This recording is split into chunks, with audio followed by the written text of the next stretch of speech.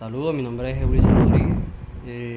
Vamos a hablar un poco acerca de algunas nociones de derecho civil, personas y protección.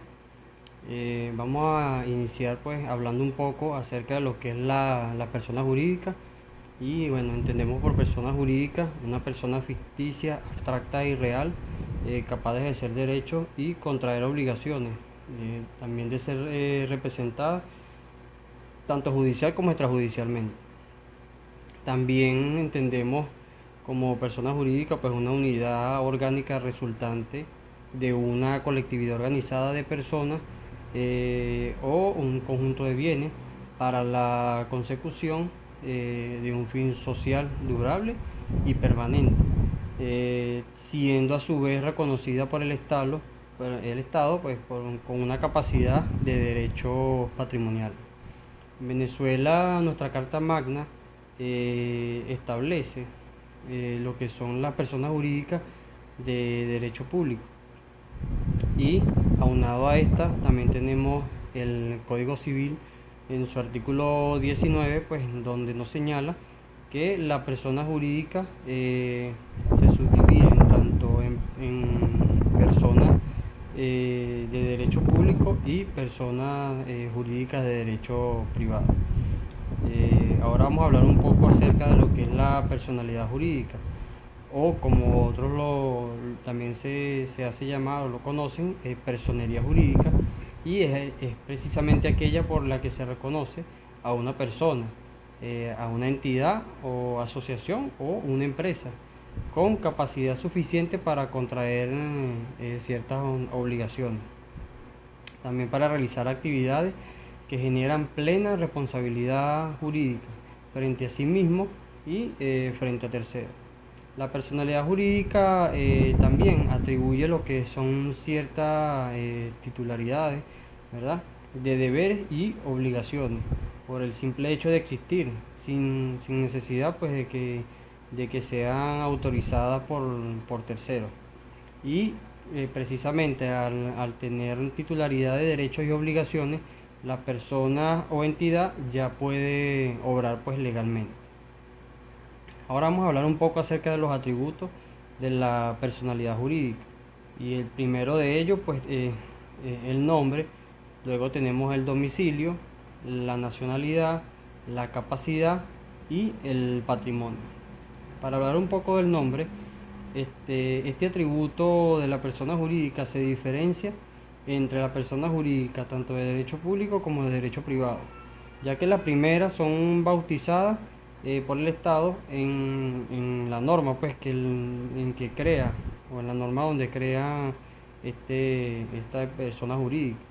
Y en el caso de las personas jurídicas de derecho privado, el nombre normalmente viene dado por los socios o la colectividad pues que las crea, eh, y normalmente vienen acompañadas al final con una sigla, como por ejemplo puede ser compañía anónima, sociedad anónima, SRL, etcétera.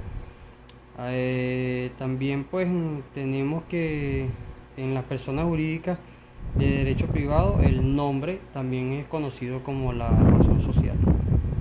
Ahora vamos a hablar un poco de lo que es el domicilio como tal.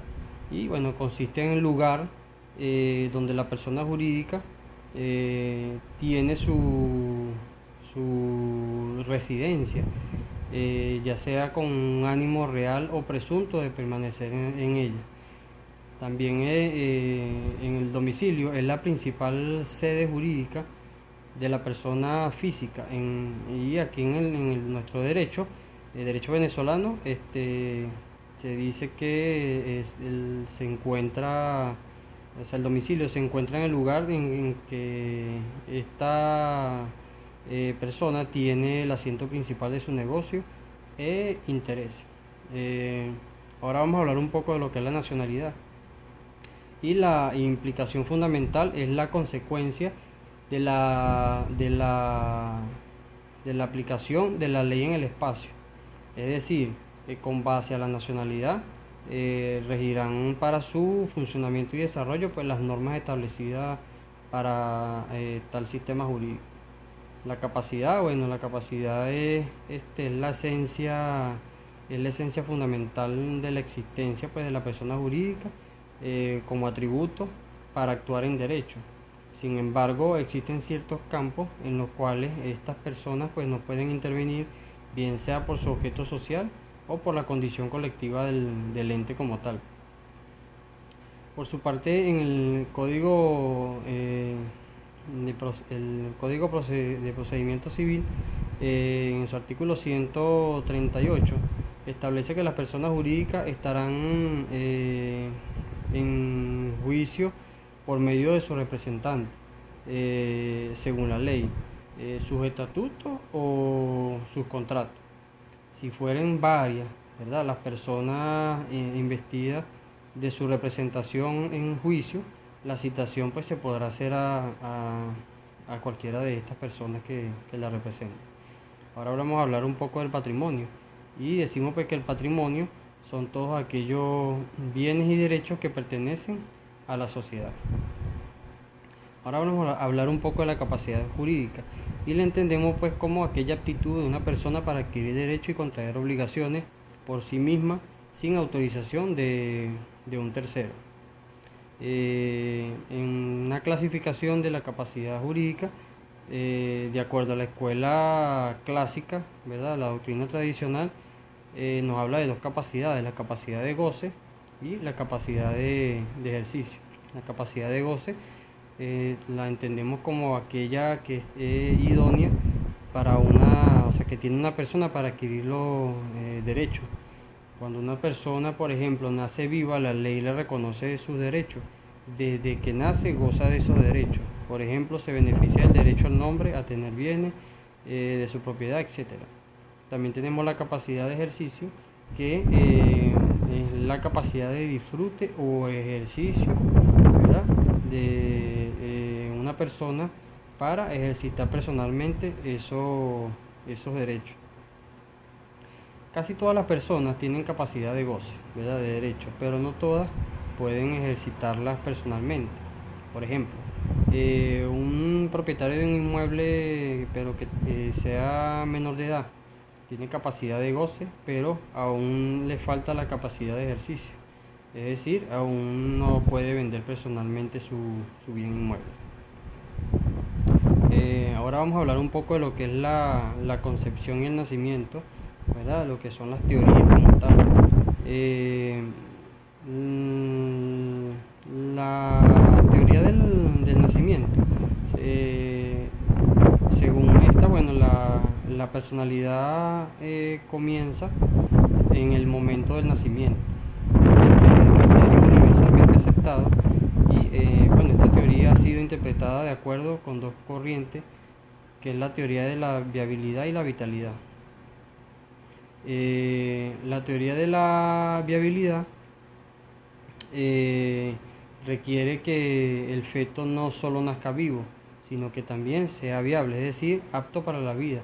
De lo contrario, se considera que no existe la vida independiente. Y la teoría de la vitalidad sustenta que para el reconocimiento de la persona, de la personalidad del ser humano, basta con que el feto haya nacido vivo. Esta es la corriente aceptada en nuestro país, según el artículo 17 del Código Civil, donde establece que el feto se tendrá como nacido cuando se trate de su bien, y para que sea reputado persona, pues basta que haya nacido vivo. Ahora, la teoría de la concepción, a su vez, afirma que la personalidad del ser humano, pues, comienza con el inicio de la vida intrauterina, es decir, en el momento de la concepción. Esta tesis se fundamenta en disposiciones legales que protegen no solo a la madre, sino también al producto de la concepción, como por ejemplo, los protege de lo que es un aborto criminal, los protege de lo que es lo que es a través de prohibiciones de labores que afectan la salud del niño o a las mujeres embarazadas. Ahora bien, la crítica que se formula es la dificultad que plantea determinar y probar el momento exacto de la concepción y con ello la certeza del inicio de lo que es la personalidad del individuo. Ahora vamos a hablar un poco de lo que es la protección del concebido, que aun cuando nuestro legislador, en el caso venezolano, ha adoptado la teoría del nacimiento, también pues toma en consideración lo que es la persona que está por nacer. Tenemos por su parte el concebido. El concebido pues no es más que de acuerdo el artículo 17 del Código Civil establece que el feto se tendrá por nacido cuando se trate de su bien, y para que sea reputado como persona basta que haya nacido vivo. ¿Qué pasa? Esto implica que, que el feto no puede quedar obligado cuando a ellos les sea desfavorable. Sin embargo, este puede quedar obligado, ¿verdad?, en caso contrario, lo que ocurre, es decir, cuando algo le es favorable. Lo que ocurre cuando resulta necesario quedar obligado para adquirir derechos inseparables de dichas obligaciones. Por su parte, el no concebido en nuestro país pues también toma en cuenta a la persona aun cuando no ha sido concebida. Tenemos entonces que los hijos por nacer de una persona determinada pueden recibir donaciones aunque todavía no se hayan concebido. Esto lo establece el Código Civil. También pueden recibir por testamento los hijos de una persona determinada que vive en el momento de la muerte del testador, aunque no estén concebidos todavía. Igualmente lo establece pues nuestro Código Civil.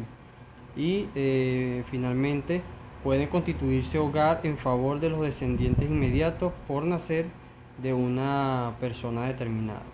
También lo establece nuestro artículo, nuestro Código Civil. Bueno, esto es todo. Muchísimas gracias.